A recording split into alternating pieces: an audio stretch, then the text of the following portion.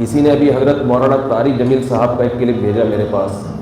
انہوں نے اس کلپ میں کچھ اس طرح کے الفاظ کہے کہ قرآن میں گویا ایٹم بم کی طرح ہے, کچھ اس طرح کے الفاظ ان کے فتویٰ لگا دیا کہ یہ قرآن کی کیا کر رہے ہیں, توہین کر رہے ہیں. ذرا سی باتوں پہ لوگ پکڑتے ہیں, حالانکہ اس کا توہین سے کوئی تعلق نہیں ہوتا. کسی کی بات کو سمجھنے کی کوشش کیا کرو. ایک بات کر کے پھر بس میں آگے چلتا ہوں. دیکھیے قرآن مجید میں اللہ تعالیٰ کا ارشاد ہے وَلَمَّا ضُرِبَ ابْنُ مَرْيَمَ مَثَلًا وَلَمَّا ضُرِبَ ابْنُ مَرْيَمَ مَثَلًا إِذَا قَوْمُكَ مِنْهُ يَصِدُّونَ. قرآن کے الفاظ ہیں, ہوا خوب اچھی طرح سمجھیں کہ میں کیا کہہ رہا ہوں.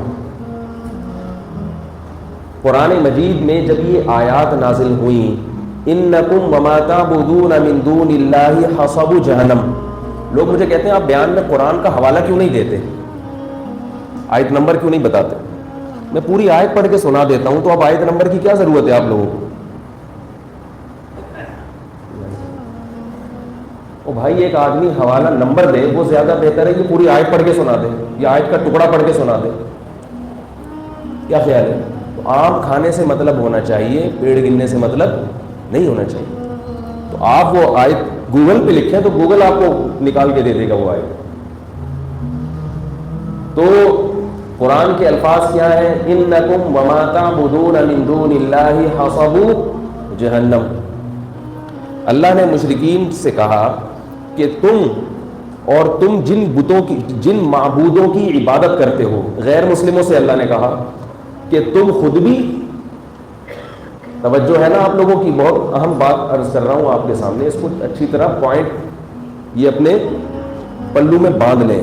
اس کے بعد آپ کو ہر جگہ گستاخی نظر نہیں آئے گی, آپ کو لوگوں کو سے اچھا گمان رکھنا انشاءاللہ سیکھ جائیں گے, چاہے وہ کسی بھی مسلک کا ہو. اس میں مسلک کی بات نہیں ہے, کوئی بھی ہو. جب یہ اصول آپ کے ذہن میں رہے گا جو قرآن سے ثابت ہے, اور ویسے بھی کامن سینس کی بات بھی ہے, لیکن بعض لوگوں میں سینس ہوتی نہیں ہے, تو ان کو کیسے سمجھائیں. تو پھر ان کو قرآن کی جب آیت دے دی جائے نا تو پھر یہ مضبوط دلیل بن جاتی ہے, بشرطے کہ وہ قرآن کو مانتا بھی ہو. یہاں تک سمجھ میں آ گئی. ٹی وی میں تو نہیں آ رہا میں بھائی, آج پنکھوں کا بہت شور ہو رہا ہے جی. اچھا چلیں خیر. تو اللہ نے قرآن میں فرمایا کہ تم بھی اور جن معبودوں کی تم عبادت کرتے ہو, جن خداؤں کی تم عبادت کرتے ہو, وہ بھی تمہارے ساتھ جہنم میں جائیں گے. جہنم کا ایندھن ہے.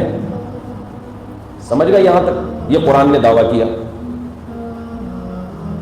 فوراً مشرکین نے اعتراض شروع کر دیا, آپ نے تو اے نبی, آپ نے تو اے محمد صلی اللہ علیہ وسلم, آپ نے تو جتنے خدا تھے سب کو جہنمی قرار دے دیا. کیونکہ کافر بعض ایسے خداؤں کو بھی, من گھڑت خداؤں کی بھی عبادت کرتے ہیں جو آپ کی رائے کے مطابق بھی کیا ہے, جنتی ہیں, جہنمی نہیں ہیں. جیسے کہ عیسائی حضرت عیسیٰ ابن مریم کی عبادت کرتے ہیں. یہاں تک آ گئی سمجھ میں. عیسائی کس کی عبادت کرتے ہیں, ان کو بھی خدا کہتے ہیں نا, چاہے وہ صاف لفظوں میں نہ بھی کہیں تو عمل ایسا ہی ہے جیسے گاڈ کا بیٹا کہتے ہیں, کبھی عین خدا کہہ دیتے ہیں, کبھی کہتے ہیں خدا تین ہے ایک ہے. بہرحال معبود مانتے ہیں, معبود مانتے ہیں. جبکہ قرآن کہہ رہا ہے تم بھی اور جن کی تم عبادت کرتے ہو وہ بھی کہاں جائیں گے, جہنم میں. جبکہ عیسیٰ علیہ السلام تو جہنم میں نہیں جائیں گے, یہ تو خود قرآن کہہ رہا ہے. تو قرآن نے اچھا انہوں نے پروپیگنڈا کرنا شروع کر دیا. آیت پکڑ لی اور کیا کرنا شروع کر دیا, پروپیگنڈا. قرآن میں جو اس کا جواب نازل ہوا وَلَمَّا ضُرِبَ ابْنُ مَرْيَمَ مَثَلًا, اللہ فرماتے جب ابن مریم کو بطور مثال کے بیان کیا گیا, اِذَا قَوْمُكَ مِنْهُ يَصِدُّونَ, قوم کیا کرنے لگی, جھگڑنے لگی. اور فرمایا کہ مَا ضَرَبُوهُ لَكَ إِلَّا جَدَلًا, یہ لوگ جو عیسیٰ کی مثال دے رہے ہیں اور اعتراض کھڑا کر رہے ہیں, ان کا مقصد کوئی علمی اشکال نہیں ہے سوائے بحث مباحثے کی, پروپیگنڈا کرنے کی اور فتنہ پھیلانے کی ان کی کوئی نیت نہیں ہے. کیا مطلب؟ یہاں یہ مثال منطبق نہیں بیٹھتی. کیوں؟ ان ہوا عبد الا عبد انعمناه علیہ، اس لیے کہ عیسیٰ ابن مریم اللہ کے وہ بندے ہیں جن پر اللہ کا انعام ہوا ہے.